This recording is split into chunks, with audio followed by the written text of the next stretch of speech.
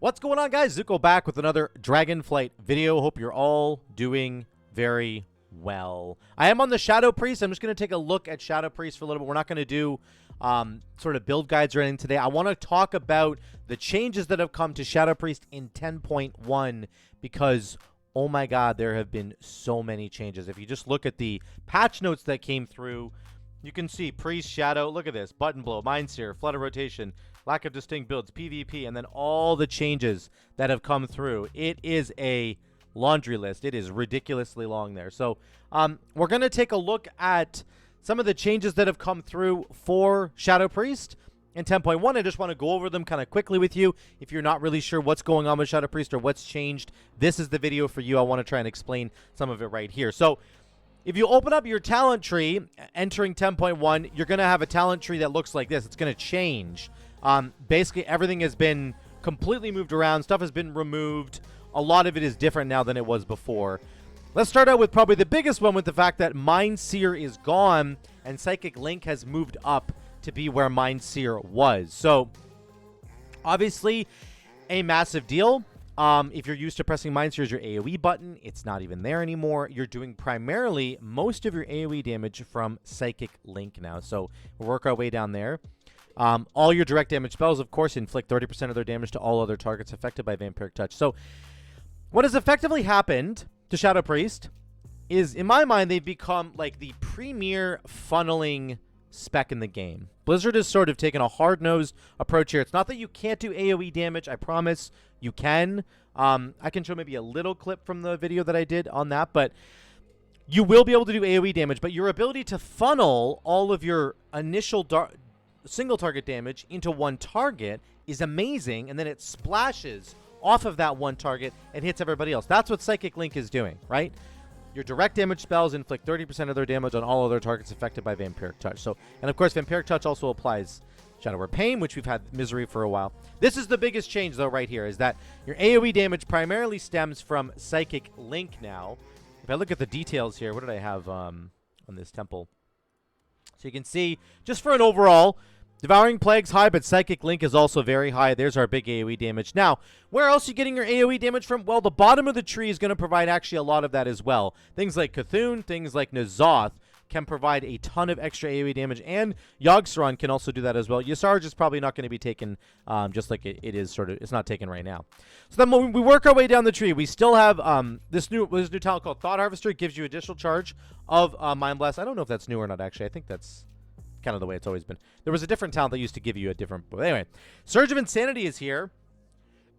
Essentially, this was something that was near the bottom of the tree before, where when you press Devouring Plague, you turn your Mind Flay into Mind Flay Insanity. It used to be like right here, right? You didn't used to have Mind Spike Insanity, so this is kind of a new thing as well. But now you get both, and now it's at the top of the tree.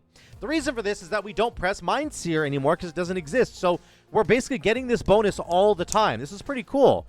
This is like a straight buff, essentially. Before, you used to have to take Mind Flay Insanity down here, where Deathspeaker is now. And it used to only really apply to Mind Flay Insanity, which was very good. But you used to have to take it as a talent in the bottom of the tree, which is sort of your capstone area where you get your most power. Now, it's just a baseline part of the kit. You're always pressing Devouring Plague because you don't press Mindseer, so you're getting this bonus all the time. Very cool. Mind Spike is still here. Mind Melt has changed a little bit. I would say it's buffed from what it was before, but you're still getting crit on Mind Blast. Nothing has changed there. Mental Decay is now here. It used to be on the other side of the tree. It's swapped places with Unfurling Darkness. You don't really need Mental Decay at all anymore, which is interesting because you used to need it all the time, but you don't need it because Shadow Crash is a 20-second cooldown now, which is fantastic. So your dots can stay up all the time because your dots, because of Misery, it makes Shadow Word Pain last for 5 additional seconds. Your Vampiric Touch lasts for 21 seconds, and your Shadow Word Pain will also last for 21 seconds. So very, very good to understand that your dots can be up all the time now. Again, you're still limited to 8 targets. That's what Whispering Shadows does. Shadow Crash applies Vampiric Touch to 8 targets. Shadow Crash doesn't do a lot of damage anymore either. It ends up just being a way to apply your dots. So if we look at Shadow Crash here, the actual damage of it is way down here, 2%. It used to be up in like the 8% mark. Like it used to do way more damage. So You're not relying on the damage anymore from Shadow Crash. You're just relying on the dots being applied, which you can do consistently now without even having to take Mental Decay if you don't want to. Now, this does, of course, buff your damage on Mind Flay and Mind Spike, but what you could take Mental Decay for now is single target fights, because you maybe just don't want to take Shadow Crash at all.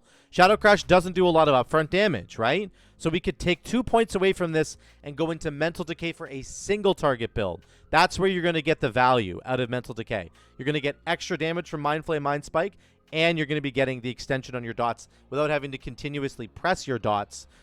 You're just getting this bonus all the time. Like your Shadow Wear Pain, whenever you use Mind Flay or Mind Spike, right, which is great. So you can pick either one of these. This is your filler. You're probably just going to be able to extend your dots indefinitely, basically, on a boss fight, okay?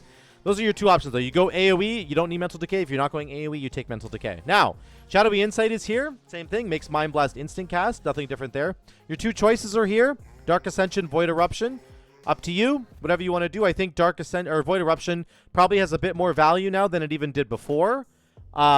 It's very good. It's a very good cooldown, but they're both good in my opinion. Ancient Madness is here. You still get your crit, right?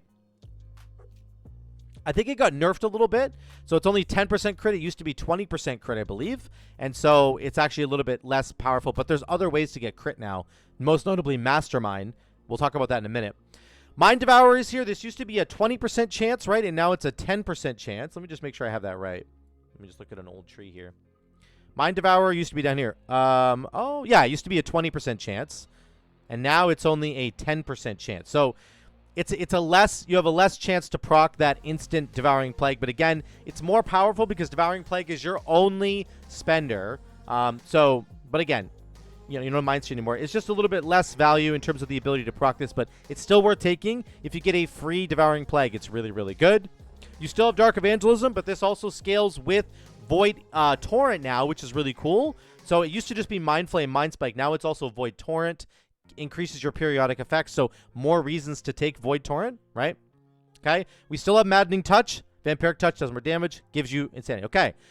Here's some new talents. Void Touched. Wait, is that both? Oh, that's Maddening Touch. Void Touched. Devouring Plague damage up by 6%. Increases your maximum Insanity by 50. So this is some quality of life, making it so that you're basically never going to, like, overcap your Insanity. It's probably less valuable now because you're not banking Insanity to get to Mind Seer anymore. You can cast it as soon as you get enough to cast Devouring Plague. You're going to be casting this sucker. So in the rare event that you might be overcapping, I would say you might want to take this, but otherwise it's probably not the most important talent to take. Phantasmal Pathogen, big buffs to Shadowy Apparitions. Okay, so 150% increased damage to targets affected by your Devouring Plague. The tier set bonus that's coming in 10.1, which is, of course, the patch we're in now. Once we get next week and we get to the raid, oh, this is the wrong link. This one's better. Here we go. Increases your chance for Shadowy Insight to trigger. That's the instant Mind Blast, of course. When you consume Shadowy Insight, Mind Blast does more damage, generates Insanity. Devouring Plague damage increased by 15%. Every forecast of DP increases the damage of Shadowy Apparitions conjured in the next 10 seconds by 80%. So you could potentially run sort of a Shadowy Apparition focused build here and get a lot of extra damage from them. So this is this is potentially a really cool idea. Here's a new choice note here. Devouring Plague cost down by 5. Distorted Reality. This makes Devouring Plague stay on the enemy for 12 seconds and makes it do more damage. 20% more damage is actually kind of no joke. This is very interesting. So, essentially, this keeps the buff on for 12 seconds, which means your other dots are also going to be on the enemy, probably for that entire time. Your dots are never going to fall off. So you're basically always going to have all 3 of your dots on the enemy if you take Distorted Reality. That's really important because of your mastery, right? The main reason that we want this is because your shadow damage goes up by 9.1% for each Shadow Word Pain, Vampiric Touch, and Devouring Plague on the enemy. During Void form, these all get maximum effect. So this is pretty cool. Like, this essentially means that you're getting bonus to your mastery all the time. You're getting that third bonus on your mastery all the time, which means all your damage goes up, including your Psychic Link damage, because all your AoE damage is stemming from that one target, right? It affects everybody, which is super cool. So Your direct damage abilities go into that one target. You've always got 3 dots on them, so you're doing more damage, and then all of that splashes to everybody else. So this is an interesting idea. I don't know if it's super good or if it's going to be super meta. It might not be required, but it sounds like a cool idea to me, and really helps you to maximize your mastery, which I think is cool. Now, let's get to the capstone area, the very bottom here. The left side, we still have Mindbender. Inescapable Torment is a 1-point talent now instead of a 2-point talent. Okay, it has a slightly nerfed effect than what the 2-point talent would have given you, but it is probably a buff overall because you only have to spend 1 point to get it. So the cooldown reduction and the damage on Inescapable Torment are not as high as the 2-point one was, but you don't have to invest 2 points to get Inescapable Torment at all. So it might be a net buff. We're not really sure. I'm not really sure at this point. Most people aren't taking this anyway. I think it's a really cool idea with the Deathspeaker. We'll get to that in a minute.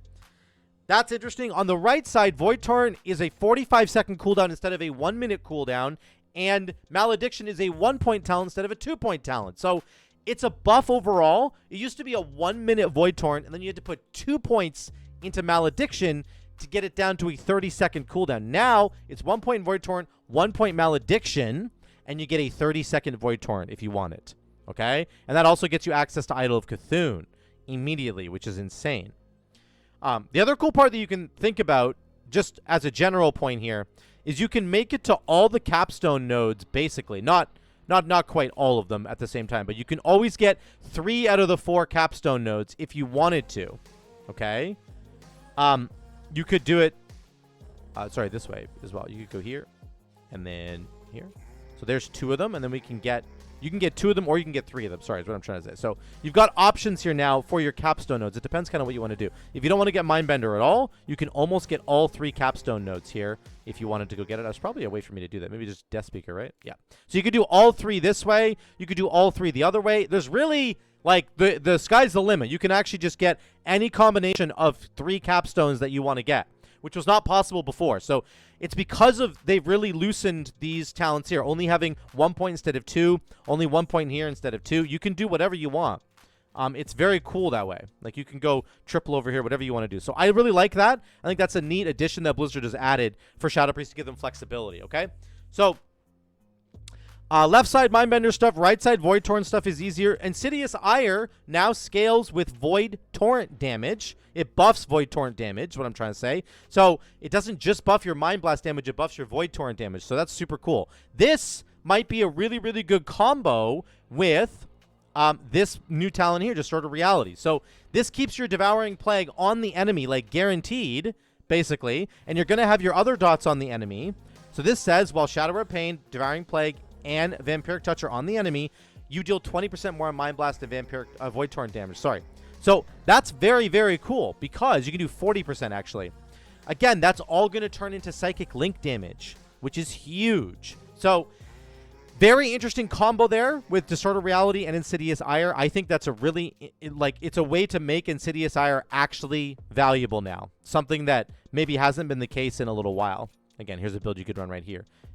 So I think this is super cool. I got to experiment with this and see if it's any good. It's going to be hard to tell sometimes the damage profile because everything for Shadow Priest just goes into your Psychic Link damage. So it's kind of hard to tell, like, am I doing more damage or not? Like, I'm not really sure. So, but anyway, I love the buff to Insidious Ire that it scales with Void Torrent now.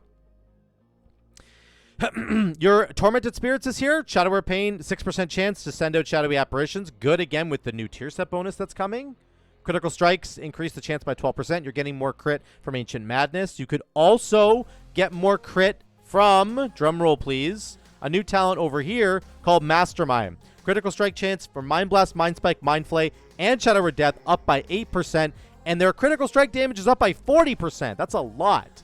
So again, this synergizes with Ancient Madness, and it could also synergize with the Tormented Spirits, which is, I mean, it doesn't really necessarily synergize with this, but you're just all about crit. If you're trying to build a lot of crit on your character is all I'm trying to say, that these all kind of work together with crit. You want to scale as much crit as possible. You get Critical Strike damage over here. You get extra crit here, and you're getting extra Shadowy Apparitions, potentially double the Shadowy Apparitions from your Shadow of Pains if you have more crit as well. So cool crit synergies there. I like that a lot. Yogg-Saron is basically the same. Nothing really has changed there. Still good, still solid. Now, let's take a look at Deathspeaker. I want to hone in on this for the final sort of section of the tree. So, number one, Deathspeaker's a 10, or Shadow Word Death itself is a 10-second cooldown now. Not a 20-second cooldown, a 10-second cooldown. That's crazy. That's really, really crazy. So, they cut it in half. You can combo this.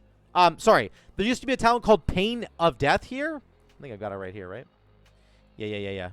Here it is right here. So Pain of Death used to be right here. Again, this was the choice node between Deathspeaker and Mindflay Insanity.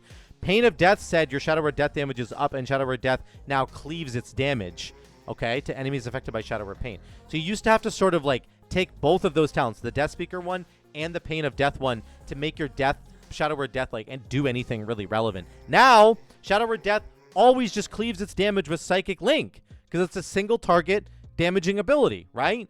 And it's on a 10-second cooldown now. And Deathspeaker has some stuff baked into it. So now, Shadow Word Death increases damage by 25%. So we're getting that bonus that used to be with Pain of Death. It's now into Deathspeaker. And always deals 250% increased damage regardless of the target's health. This is insane. So this, if you don't know, Shadow Word Death has a proc that says your damage is increased by 250% to targets that are below 20% health. Now, you just get that bonus all the time with Deathspeaker.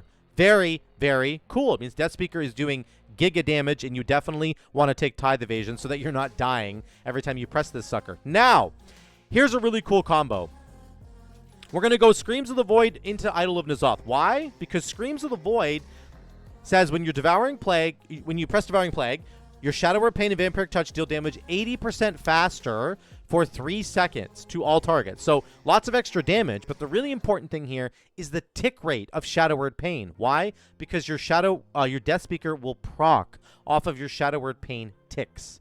Okay, so this is a really great combo. This has existed before. It existed like before this patch went live, but I just want to highlight it now because Deathspeaker's buffed so much now that you're basically able to press Shadow Word Death all the time. I'm going to do another video tomorrow, I think, on the Deathspeaker build that I tried because it's really fun.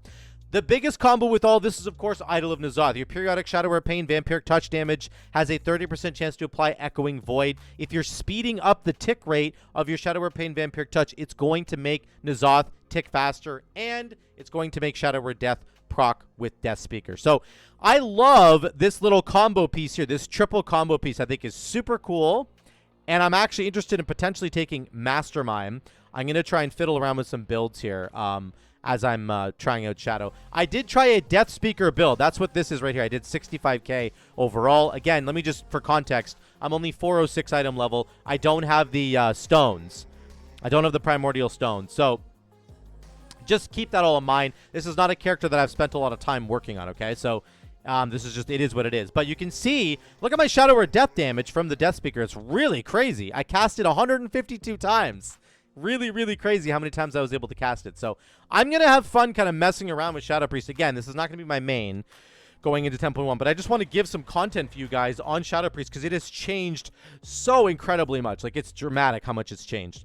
Let me just finish by talking about Idol of Cthulhu. It's still here. Idol of Cthulhu is the only way to get Mind Seer now, and its ability to proc is much better than it used to be. Your Mind Flay, your Mind Spike, and your Void Torrent all have a chance to spawn a Void Tendril that channels Mind Flay or Void Lasher that channels Mind Seer, okay? How do you get the AoE one? Well, it simply procs if you have more than 2 targets, I believe, and Blizzard confirmed this in a post somewhere. It might actually be in the notes.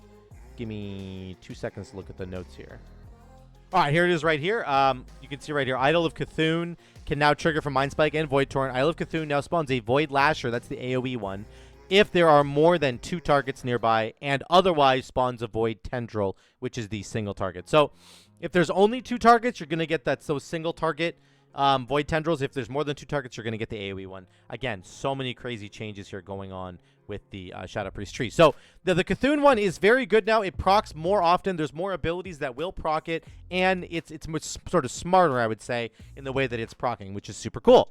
So yeah, that's it, guys. The the tree, I think, is very interesting to me now. I think that this is my biggest conclusion here is that there is so much flexibility in this tree now. You could do a Mindbender build with Deathspeaker, and focus on pressing Mind Blast and Shadow Word Death to trigger inescapable torment damage. You could get rid of Mindbender altogether, get Void Torrent with Malediction, and go down and get Idol of Cthulhu, and then pair that up with Idol of Yogg-Saron, and you could still put 2 points into Insidious Ire if you wanted to. You could put 2 points into Screams of the Void if you wanted to. You could put a couple points into Mindbender if you wanted to. You could just scrap all that, get rid of Yogg-Saron, let's say, and go down Deathspeaker and go completely into Deathspeaker stuff. Get the Mastermind for the extra crit, get Screams of the Void, get your Mindbender stuff going over here. You can still get Void Torrent. So look at how many options there are. I think there's going to be a lot of options when it comes to builds, which is something that they distinctly said in the patch notes that they wanted to do. Lack of distinct builds. I think that this is really important to understand, that Blizzard is trying to free us up to try multiple different builds, to have those options in place for all of us if we want to try different things. You can do Void Eruption builds. You can still do Dark Ascension builds. Your dots basically stay on all the time because of Shadow Crash. You don't have to take Mental Decay. You can take Mental Decay in single target to help with that quality of life. There's a new playstyle change, potentially, a completely different playstyle where your Devouring Plague is staying on the enemy for a lot longer, which might be really good, or it might not be necessary, but maybe it's just a nice quality of life for newer players who want to get used to how Shadow functions. This might be a really great talent for them as well. Or you could combo it with, of course, Insidious Ire, which means that the triple dot, you're always going to be getting the Insidious Ire bonus because this Devouring Plague is always on, and your other 2 dots are always on because of Misery. So again, there are so many choices here, and on the whole, from what I've seen in Mythic Plus, I saw Rich. I was doing keys with Rich the other day. He was pumping with Shadow Priest. He wasn't doing a Shadow Word Deathspeaker build like I was doing. He was doing probably a much better build with Idol of Cthulhu, Idol of Yogg-Saron. That's the build that he was running, and it worked out very well for him. He was pumping crazy, crazy AoE damage.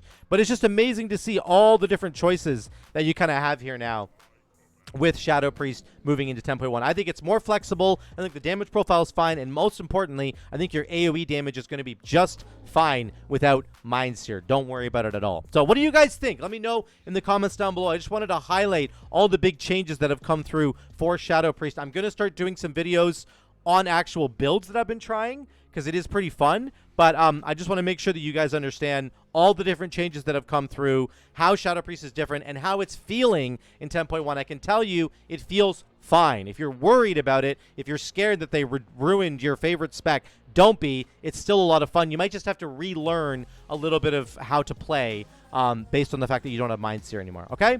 Thank you guys so much again for watching. I love you all. I will see you in the next one.